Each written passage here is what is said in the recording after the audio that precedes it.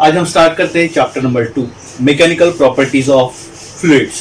तो ये chapter number 2 जो है वो रिवाइज सिलेबस में हम लोगों का 2020-21 में ये चैप्टर जो आया हुआ है। तो प्रीवियसली इस चैप्टर का जो कुछ पार्ट हम लोगों ने ऑलरेडी जो पढ़ा है ओल्ड सिलेबस में, वो पढ़ा है हम लोगों ने surface tension.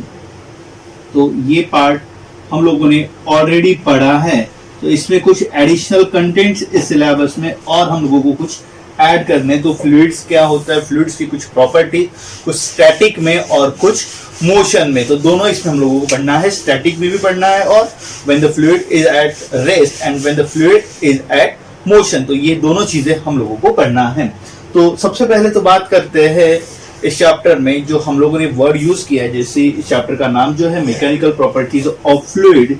So mechanical properties of fluid में तो ये फ्लूइड क्या है, so what is a fluid.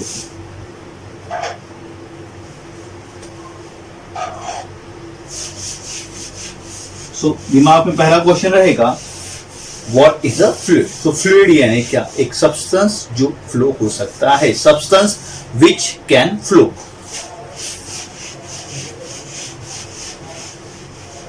Substance which can, substance जो फ्लो हो सकता है। तो कौन सा सब्सटेंस फ्लो हो सकता है?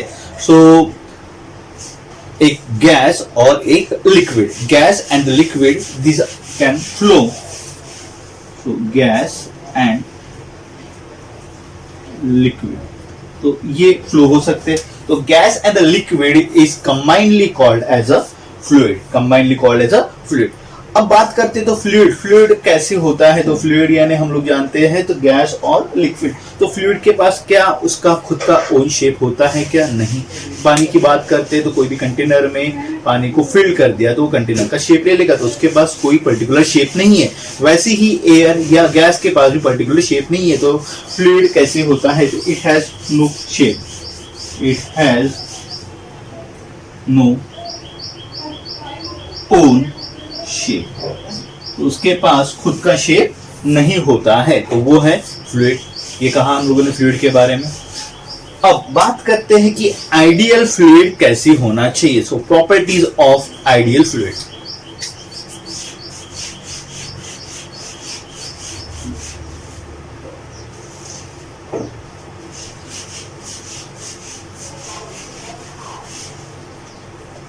So what are the properties of ideal fluid? तो ideal fluid कैसे होना चाहिए? तो पॉइंट नंबर 1, तो ideal fluid जो है वो incompressible होना चाहिए। incompressible यानी जिसका डेंसिटी कांस्टेंट रहेगा। It is incompressible।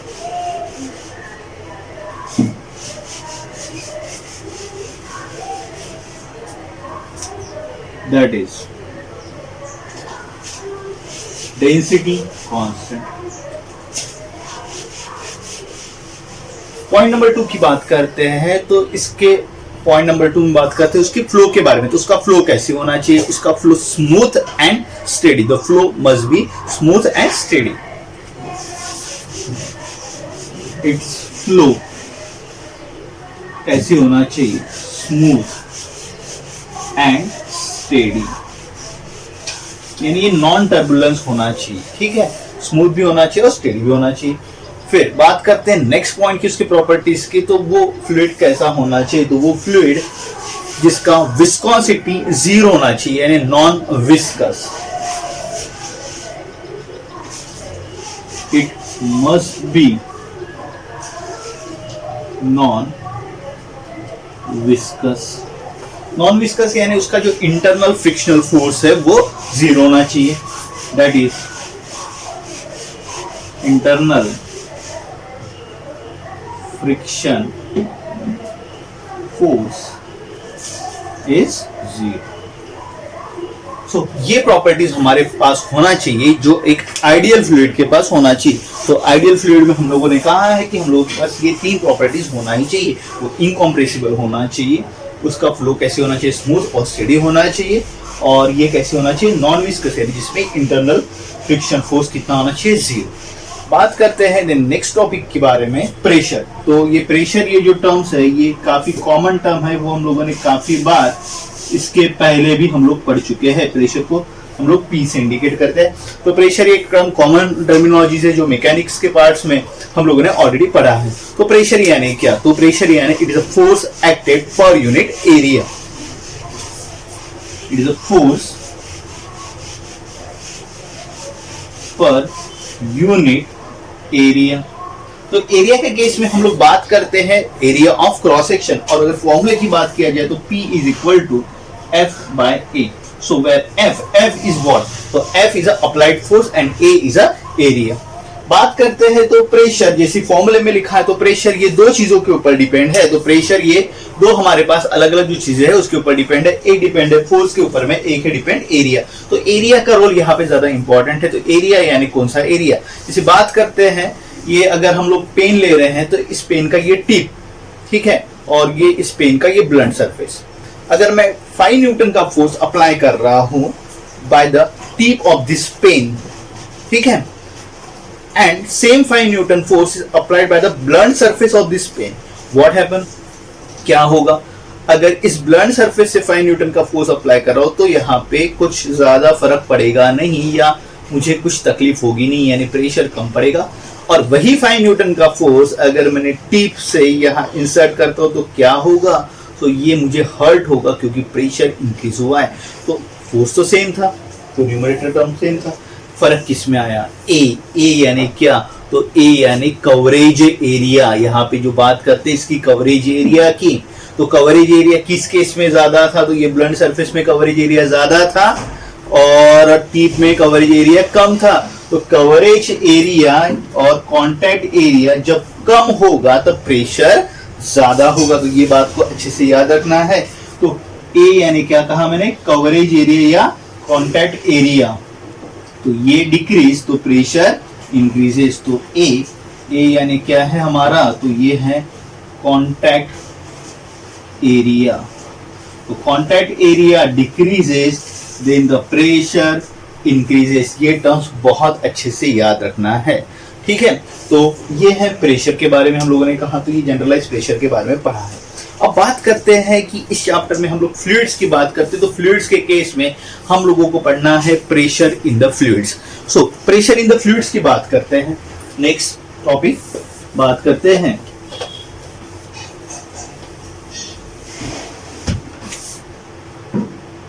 Pressure in fluid.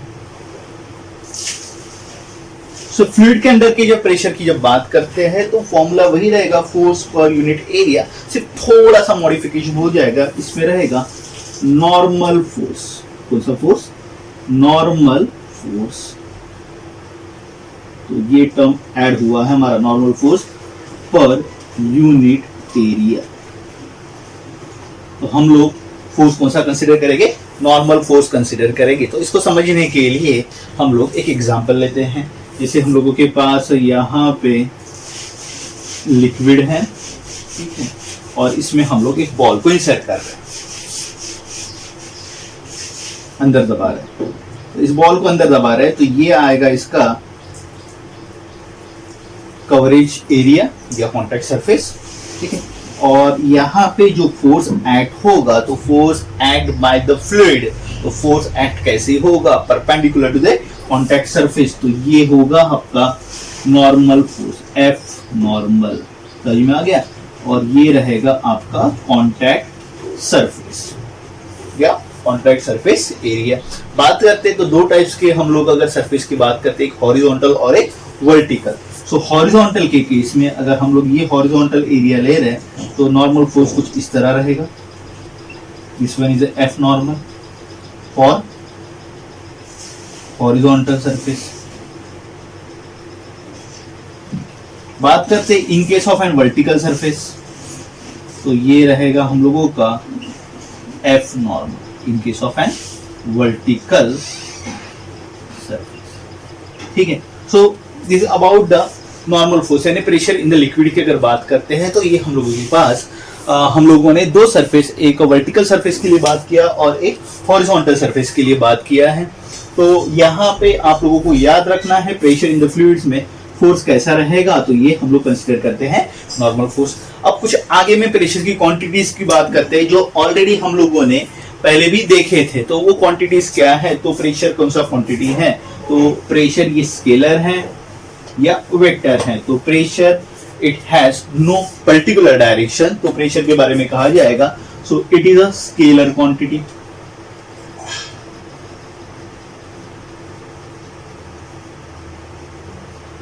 Then point number 2 pressure के बारे में, तो उसका डायमेंशन फाइंड कर लेंगे। तो डायमेंशन फाइंड करने के लिए प्रेशर का फॉर्मूला जो हमारे पास है P is equal to F by A, तो वहां से ही हम लोग करेंगे by using the formula P is equal to F by A.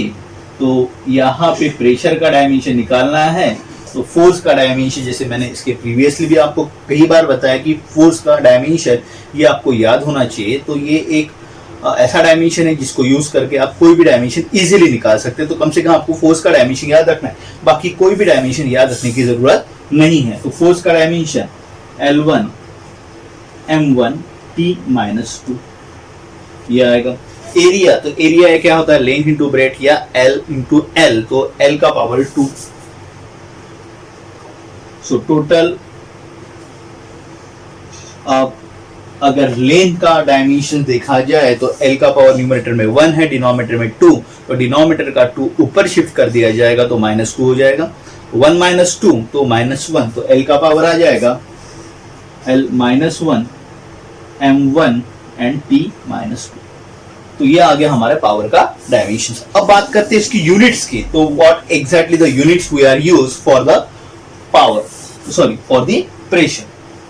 तो यूनिट्स की बात करते हैं, तो इसमें यूनिट्स अगर फॉर्मूले के हिसाब से देखा जाए तो फोर्स का ऐसा यूनिट जो आता है वो न्यूटन आता है, एरिया का आता है metre square, Newton per metre square ये हमारा यूनिट आ जाएगा। कौन सा यूनिट, ऐसा यूनिट, ऐसा सिस्टम के हिसाब से यूनिट आ जाएगा। इसके अलावा भी हम लोग इसका और एक यूनिट इस्तेमाल करते हैं पास्कल, और पास्कल जिसे PA से इंडिकेट किया जाता है। और फ्लूइड के केस में हम लोग जो कॉमन यूनिट इस्तेमाल करते हैं, कॉमन यूनिट या मोस्ट प्रोबेबली जो यूनिट इस्तेमाल किया जाता है, तो कॉमन यूनिट है एटमॉस्फेरिक प्रेशर।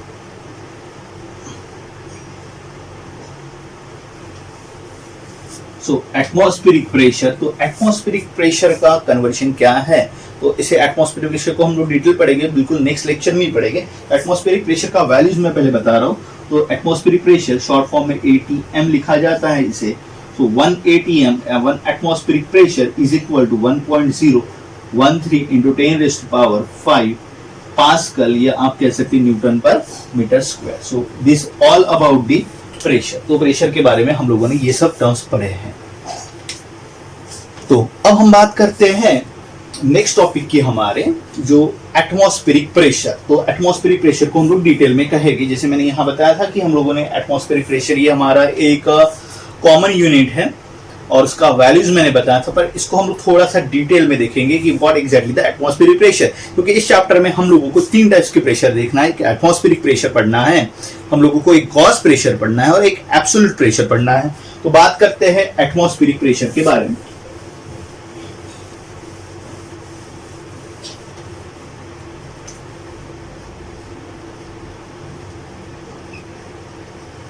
एटमॉस्फेरिक प्रेशर, तो एटमॉस्फेरिक प्रेशर यानी क्या, तो एक ऐसा प्रेशर जो एक्सर्ट करने वाला है वेट ऑफ द एटमॉस्फेयर। तो pressure exerted by the weight of the atmosphere. तो यहाँ पे जो वेट है जो फोर्स का काम कर रहा है, क्योंकि प्रेशर का फॉर्मूला फोर्स अपॉन एरिया, तो वेट जो है वो किसका काम कर रहा है, फोर्स का काम कर रहा है। तो इसका डेफिनेशन कहा जाएगा, it is a pressure exerted by weight of atmosphere। weight of atmosphere, अब atmosphere यानी क्या, तो atmosphere यानी atmosphere is made up of the fluid that is a air। तो atmosphere, तो atmosphere यानी क्या, so air। तो वहां पे atmosphere जो fluid से बना हुआ है that is called as a air। तो उसके वजह से जो प्रेशर बनता है वो। अब 1 atmosphere का जो वैल्यू जो लिखा है हम लोगों ने, तो 1 atmosphere का वैल्यू है ये है at सी लेवल, या जिसे हम लोग अर्थ सरफेस का लेवल कंसिडर कर सकते हैं। तो at sea level 1 atmospheric pressure is equal to, जिसका वैल्यू हमने ऑलरेडी लिखा है 1.013 इंटू 10⁵ पास्कल। तो ये 1 एटमॉस्फेरिक प्रेशर का वैल्यू है। जब बात करते हैं सी लेवल पे, तो सी लेवल से जैसे जैसे हम लोग ऊपर जाएंगे तो हमारा एटमॉस्फेरिक प्रेशर का वैल्यू डिक्रीज होगा, एटमॉस्फेरिक प्रेशर का वैल्यू डिक्रीज होगा। सो अबव द सी लेवल और above the earth surface atmospheric pressure values is decreases. अगर बात करते तो सी लेवल पे जो एटमॉस्फेरिक प्रेशर रहता है तो उसे नॉर्मल एटमॉस्फेरिक प्रेशर भी कहा जाता है। तो उसे कहा जाता है नॉर्मल एटमॉस्फेरिक प्रेशर। कोई ऐसा भी रीजन हो सकता है, आपके दिमाग में क्वेश्चन आ रहा होगा कि ऐसा भी रीजन हो सकता है कि जहां पे फ्लूइड का या जहां पे गैसेस का जो प्रेशर है, ऐसा रीजन हो सकता है कि जहां पे गैसेस का pressure lower than atmospheric pressure है। तो जहां पे ऐसा रीजन है कि जहां पे एटमॉस्फेरिक प्रेशर का वैल्यू कैसी है, लोअर, काफी कम है, तो ऐसे रीजन को कहा जाता है vacuum. The region where gas pressure is less, region where gas pressure is less than atmospheric pressure is called as vacuum। ठीक है, तो यहां तक ये हो गया, this is all about the atmospheric pressure. तो एटमॉस्फेरिक प्रेशर का वैल्यू आप अच्छे से याद रखिए। तो नेक्स्ट टॉपिक की बात करते हैं, pressure due to the liquid column. Pressure due to the liquid column, तो क्या कर रहे हैं हम लोगों ने, यहाँ पे एक वेसल लिया है, इस वेसल के अंदर में हमने लिक्विड को फिल किया है। अब इस वेसल के अंदर जो लिक्विड जो फिल किया है, तो उस लिक्विड का सबसे पहले कंसीडर करते हैं, तो इस लिक्विड का डेंसिटी रहेगा। So rho is a density of liquid, liquid का डेंसिटी कितना है, रो। अब बात करते हैं तो यहां पे प्रेशर कितना बनेगा due to the liquid column. तो हम क्या करेंगे, एक इमेजिनरी सिलेंडर कंसीडर करेंगे। तो एक इमेजिनरी सिलेंडर कंसीडर करेंगे जिसका area of cross section A है। तो यहां मैंने एक इमेजिनरी सिलेंडर बनाया है जिसका ए यानी area of imaginary cylinder, imaginary cylinder, और इस सिलेंडर का कुछ हाइट रहेगा। सो h is a height of imaginary cylinder. ठीक है, अब हम लोगों को क्या कैलकुलेट करना है, तो हम लोगों को प्रेशर कैलकुलेट करना है जो एग्जर्ट कर रहा है इमेजिनरी सिलेंडर, इमेजिनरी सिलेंडर जो प्रेशर एग्जर्ट कर रहा है due to the cross section area inside, due to the cross section area A inside the container. तो वी हैव टू कैलकुलेट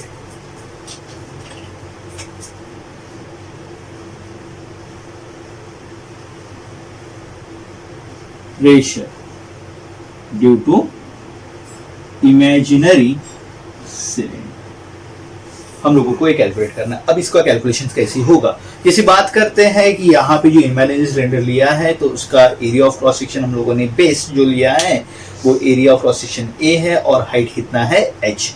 अब बात करते हैं तो लिक्विड कॉलम जो फोर्स एक्सर्ट कर रहा है, तो यहाँ पे जो हम लोगों ने इमेजिनरी सिलेंडर लिया है तो इसके अंदर में जो लिक्विड कॉलम है जो फोर्स एक्सर्ट कर रहा है, तो फोर्स क्यों एक्सर्ट कर रहा है, तो फोर्स एक्सर्ट कर रहा है due to its weight. So force exerted which is vertically downward, तो फोर्स कहाँ एक्सर्ट हो रहा है, वो डाउनवर्ड डायरेक्शन में हो रहा है। सो फोर्स एक्टिंग डाउनवर्ड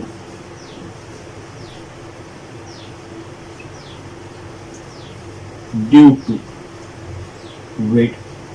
कौन सा वेट, तो सिलेंडर के अंदर में जो लिक्विड है जिसे हम कंसीडर करते हैं वाटर अगर है तो उसी का। सो वेट ऑफ सिलेंड्रिकल या वेट ऑफ हम कह सकते हैं liquid column, wait of liquid column. तो फोर्स का काम कर रहा है वेट, वेट के लिए मैं फॉर्मूला इस्तेमाल कर रहा हूं m इंटू जी। बात करते हैं अब हमें प्रेशर कैलकुलेट करना है, तो प्रेशर का फॉर्मूला रहता है, प्रेशर का formula pressure exerted by the fluid, तो नॉर्मल फोर्स अपॉन एरिया, तो नॉर्मल फोर्स से ऐड हो रहा है ये हम लोगों का, तो कितना m इंटू जी वेट। अब बात करते हैं हमारे प्रेशर के फॉर्मूले की, तो pressure is equal to force upon area. So अब यहाँ पे कैलकुलेशंस, तो फोर्स के लिए हम लोग इस्तेमाल करेंगे m into g upon a. As we know that the density having the formula, density का formula mass upon volume, तो density is rho mass upon volume, so mass is equal to क्या आ जाएगा आपके पास density into volume। Capital V volume, volume of cylinder, तो volume of cylinder का formula आएगा base into height, तो base यानी हम लोगों का क्या है, तो बेस है हमारा area into h, so m is equal to, तो रो की जगह आ जाएगा आपके पास a into h into b. So put करेंगे यहाँ पे, therefore P is equal to क्या आएगा, A H V सॉरी हाँ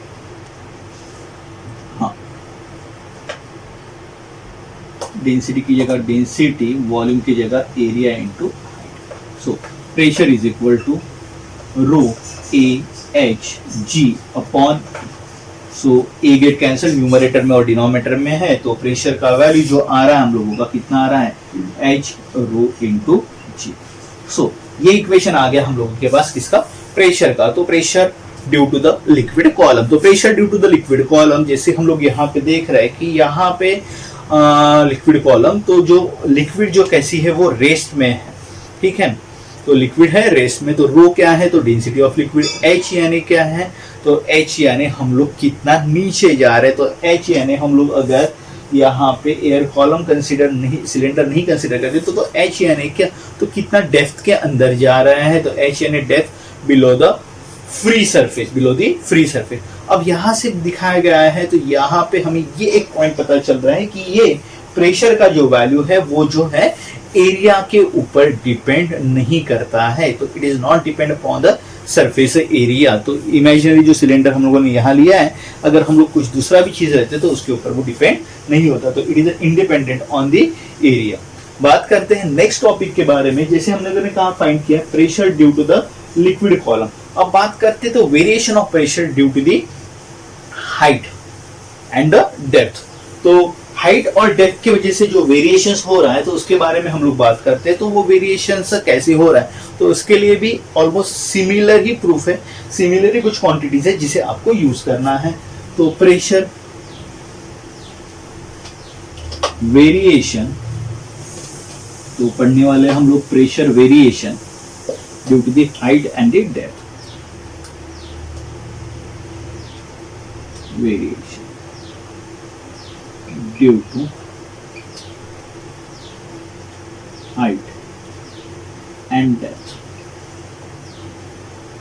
height and the depth below, above surface and on the surface, तीनों चीजें हम लोग पढ़ने वाले हैं। अब बात करते हैं अगेन, तो यहां मैं कंटेनर ना लेते हुए मैं यहां लिक्विड कंसीडर कर रहा हूं और इसके अंदर में अगेन मैं कंसीडर कर रहा हूं एक कंटेनर, इमेजिनरी सिलेंडर, जैसे लास्ट टाइम ने कंसीडर किया था वैसे ही। देखो एक्सप्रेशन ऑलमोस्ट सेम है, एक्सप्रेशन में बहुत ज्यादा वेरिएशन नहीं है। तो ये हमारा टॉप सरफेस और ये हमारा बॉटम सरफेस, ठीक है, इसका area of cross section A, ठीक है। तो ये हम बात करते हैं, ये हम लोगों का एक सी लेवल या हम लोग कहेंगे ये हम लोगों का सरफेस, तो ये ऊपर का ये कंसिडर कर रहे हैं हम लोग सरफेस, और सरफेस ही हमारा रेफरेंस रहेगा। तो सरफेस से ये हम लोगों का जो हाइट है, टॉप सरफेस का जो डिस्टेंस है वो डिस्टेंस कंसिडर करेंगे x1, और सरफेस से ही जो बॉटम सरफेस है तो बॉटम जो है उसका डिस्टेंस कंसिडर करेंगे x2, ठीक है। तो इस हिसाब से आप हाइट बता सकते हैं, तो हाइट ऑफ द जो सिलेंडर जो ले रहे हैं इमेजिनरी सिलेंडर, उसका हाइट हम लोग कैलकुलेट कर सकते हैं। तो हाइट क्या आएगा, x1 माइनस x2, क्योंकि रेफरेंस हम लोगों का क्या है, तो ये है। तो हाइट भी आप लोग कैलकुलेट कर सकते हैं, तो इससे हाइट पता कर सकते हैं। अब बात करते हैं कि यहाँ पे जो हम लोगों ने दो पॉइंट्स कंसीडर, दो हम सरफेस कंसीडर कर रहे हैं, एक बॉटम सरफेस कंसीडर कर रहे हैं और एक हम लोग टॉप सरफेस बात कर रहे हैं। अब इस पे जो फोर्सेस एक्ट होंगे, तो फोर्सेस किस डायरेक्शन में एक्ट होंगे, तो वर्टिकल फोर्सेस एक्ट होंगे, क्योंकि हमें नॉर्मल फोर्सेस चाहिए। तो वर्टिकल फोर्सेस, तो टोटल वर्टिकल फोर्सेस कौन कौन से एक्ट होंगे, तो vertical forces, now vertical forces act on cylinder। कौन कौन से वर्टिकल फोर्सेस जो सिलेंडर के ऊपर में एक्ट होने वाले हैं, तो उसके बारे में बात करते हैं। तो फोर्स नंबर 1,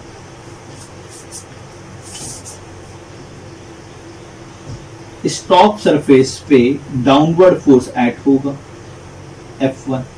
अब ये डाउनवर्ड फोर्स क्यों एक्ट होगा, so due to the liquid weight which is above the cylinder F1, downward direction due to weight of liquid above cylinder। ठीक है। दूसरा फोर्स, ये आपका बॉटम सरफेस दिखाई दे रहा है, तो इसकी वजह से फोर्स एक्ट होगा, पर वो फोर्स कहाँ एक्ट होगा, वर्टिकली अपवर्ड या डाउनवर्ड, तो वो एक्ट होगा vertically upward due to the liquid below the cylinder. समझ में आ गया। So force F2 upward force, upward direction, ये कहां पे हो रहा है, बॉटम सरफेस। ये कहां हो रहा है, ये टॉप पे। तो बॉटम सरफेस पे ये बन रहा है अपवर्ड डायरेक्शन ड्यू टू जो लिक्विड जो है, लिक्विड कहां है, बिलो इस सिलेंडर। ठीक है। दो फोर्सेस बताया, वर्टिकली अपवर्ड और वर्टिकली डाउनवर्ड हम लोगों ने दो फोर्सेस बताए। अब तीसरा और एक फोर्स एक्ट होने वाला है, तो वो तीसरा फोर्स कौन सा, तो तीसरा फोर्स जो होगा ये एयर कॉलम हम कंसीडर कर रहे हैं, तो उसके अंदर जो लिक्विड होगा उसका weight. So third force is weight, कितना mg, इसका weight, weight of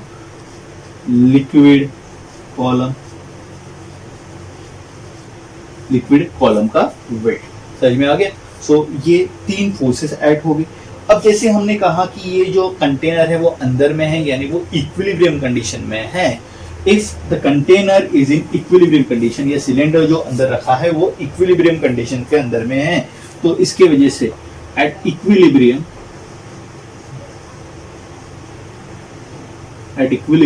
upward force is equal to क्या होना चाहिए, downward force. Upward force is equal to downward force, या हम कह सकते हैं कि रिजल्टेंट फोर्स जो एक्ट होता है वो जीरो होता है। तो अपवर्ड फोर्स कौन सा है, तो अपवर्ड फोर्स F2 है, और डाउनवर्ड फोर्स कौन सा है, अपवर्ड फोर्स है F1, सॉरी अपवर्ड फोर्स है आपका कौन सा, F2, और डाउनवर्ड फोर्स कौन सा ऊपर आ रहा है आपका F1 आ रहा है, और दूसरा क्या आ रहा है, mg। सो F1 प्लस mg, इस तरह आपको मिलेगा। ठीक है। अब बात करते हैं, जैसे फोर्स इज इक्वल टू क्या आएगा फॉर्मूला, प्रेशर के टर्म्स में कन्वर्ट करते, force is equal to pressure into area. F2 की जगह हम लोग लिख सकते हैं, F2 की जगह लिख सकते हैं, यहाँ प्रेशर अलग रहेगा, यहाँ प्रेशर अलग रहेगा, यहाँ प्रेशर P2 कंसीडर करेंगे, यहाँ प्रेशर P1 कंसीडर करेंगे, दोनों का लेवल अलग अलग है। तो यहाँ पे फॉर्मूला आएगा P2 into area A, area same है, क्रॉस सेक्शन एरिया दोनों केस में। ठीक है। देन सेकंड केस की बात करते हैं, तो वहां पे आएगा P1 इंटू ए प्लस m को अगेन रिप्लेस करेंगे, तो m को रिप्लेस करने के लिए क्या आएगा, तो मास का फॉर्मूला डेंसिटी इंटू वॉल्यूम की जगह एरिया इंटू हाइट हम कंसीडर करते हैं। तो यहाँ पे मास की जगह डेंसिटी इंटू वॉल्यूम इंटू जी,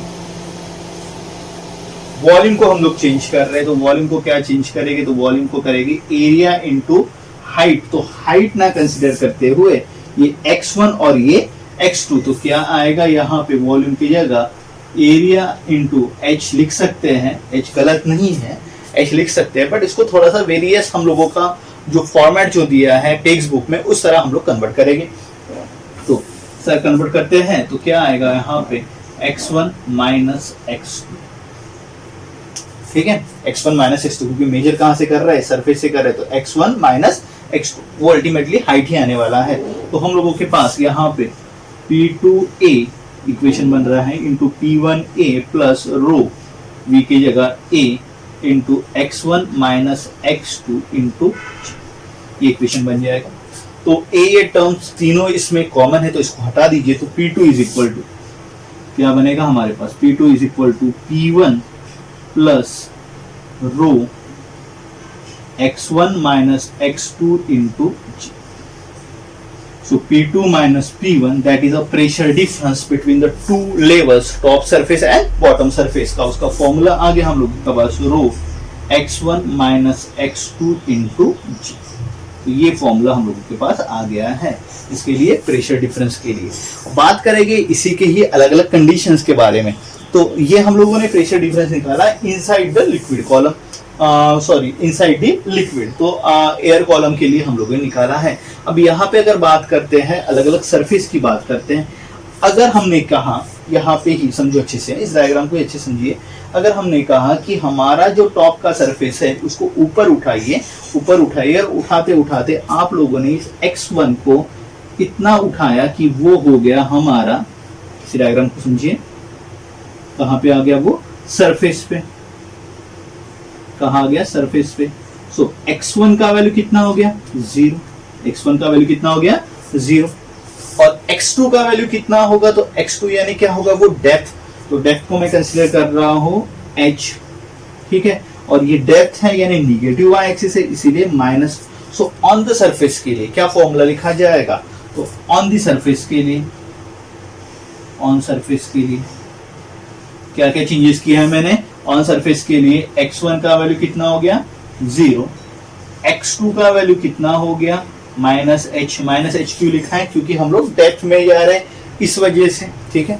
अब P2 का वैल्यू तो हम लोगों को फाइंड करना है। व्हाट अबाउट द P1, तो P1 यानी ये आ गया सरफेस के ऊपर का प्रेशर, P1 यानी सरफेस के ऊपर का प्रेशर, तो कौन सा प्रेशर रहेगा, ये atmospheric pressure. P1 is equal to क्या हो जाएगा, PA यानी एटमॉस्फेरिक प्रेशर। तो हम लोगों का प्रेशर का फॉर्मूला जो आएगा, जो डेप्थ के लिए प्रेशर का फॉर्मूला आएगा, तो यहां से हम लोग निकालते हैं, तो P2 माइनस PA, इसी इक्वेशन को हम लोग लिख रहे हैं, मॉडिफाइड कर रहे हैं, इक्वेशन नंबर ए को ही लिख रहे हैं,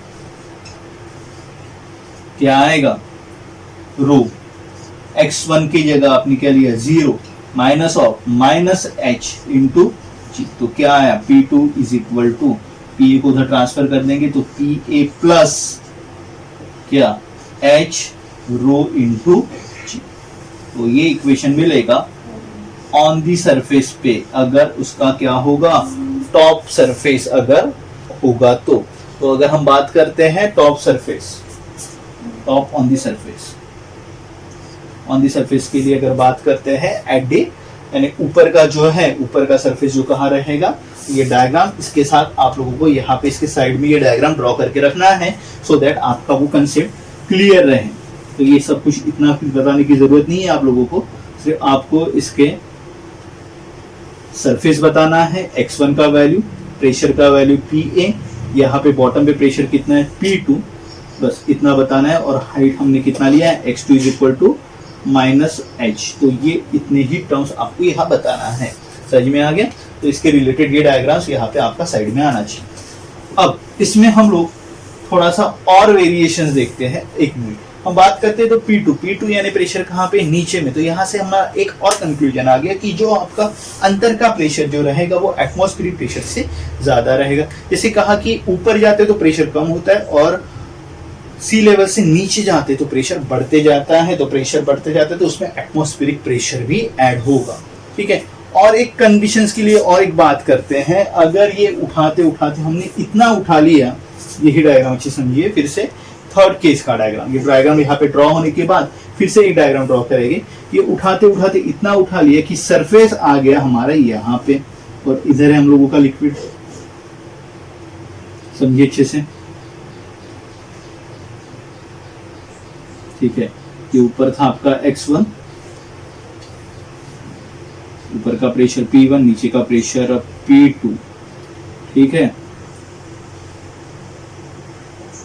तो पूछा जाएगा कि यहां का प्रेशर कितना है, ठीक है। केस में above the surface, above the surface कितना h, तो वहां पे प्रेशर कितना, P1 का वैल्यू पूछा गया।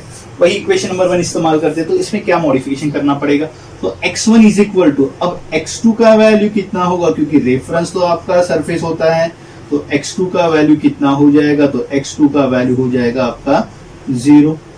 x1 यानी ऊपर गया है अलोंग पॉजिटिव y एक्सिस, तो कितना प्लस h, ठीक है। P2 यानी ये है सी लेवल के ऊपर का, तो यहाँ एटमॉस्फेरिक प्रेशर PA, तो वही फॉर्मूला इक्वेशन नंबर ए इस्तेमाल किया जाएगा, उससे हम लोग निकालेंगे। सो P2 की जगह क्या लिए, PA माइनस P1 is equal to rho, x1 की जगह कितना लिया है h, x2 की जगह 0 इंटू g। सो P1 का वैल्यू क्या आ जाएगा, इसको इधर ट्रांसफर करते तो क्या आएगा, PA minus h rho g। तो इसे मैंने ऑलरेडी डिस्कस किया था कि जैसे हम लोग ऊपर जाते हैं तो क्या होगा, प्रेशर का वैल्यू कम होगा। किससे कम होगा, तो एटमॉस्फेरिक प्रेशर से कम होगा।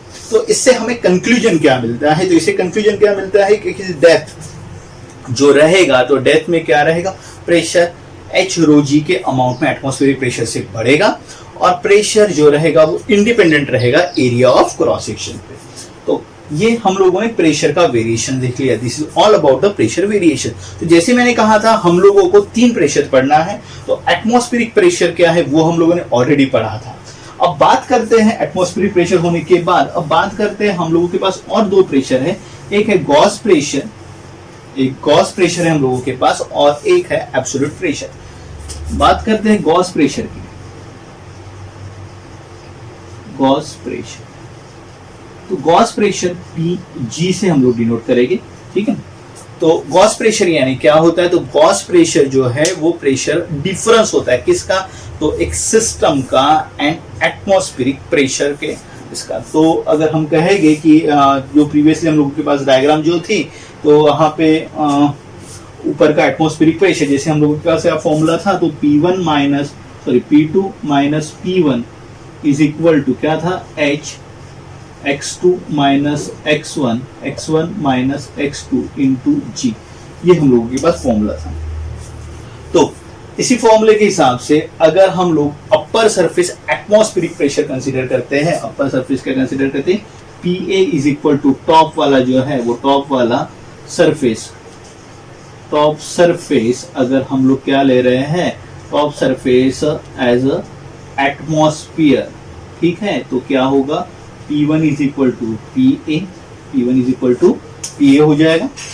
देन तो P2 minus PA, P2 minus PA की अगर वैल्यू की बात करते हैं, तो P2 minus PA is equal to H, और यहाँ पे x1 माइनस x2 यानी क्या बताया था हम लोगों ने,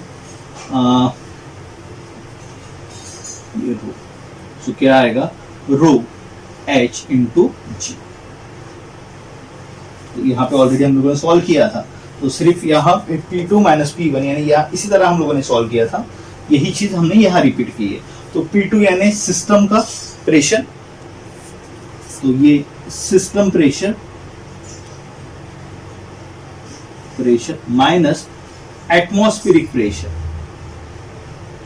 ठीक है। तो वो क्या आ गया आपका, h rho g, that is called as, that is equal to कौन सा pressure, gauge pressure. Gauge pressure कहा जाएगा, समझ में आ गया। तो गॉस प्रेशर का वैल्यूज क्या है, तो इसको अच्छे समझेंगे तो हम लोग न्यूमेरिकल ले।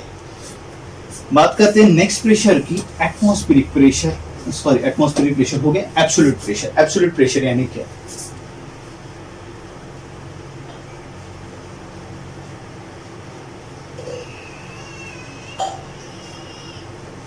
P0 से इंडिकेट किया जाए। तो एब्सोल्यूट प्रेशर यानी ये एडिशन होगा, it is a sum of किसका सम, तो ये सम है एटमॉस्फेरिक एब्सोल्यूट प्रेशर है, ये सम है Gauss pressure plus atmospheric pressure का, किसका pressure, gauge pressure plus atmospheric pressure का ये एडिशन है हम लोगों के पास। तो Gauss pressure plus atmospheric pressure, तो ये आ जाएगा आपका एब्सोल्यूट प्रेशर। तो P0 एब्सोल्यूट प्रेशर का जो फॉर्मूला आएगा वो आएगा फॉर्मूला आपके पास, तो फॉर्मूला आएगा आपके पास क्या आएगा, PA atmospheric pressure plus H rho G। समझ में आ गया।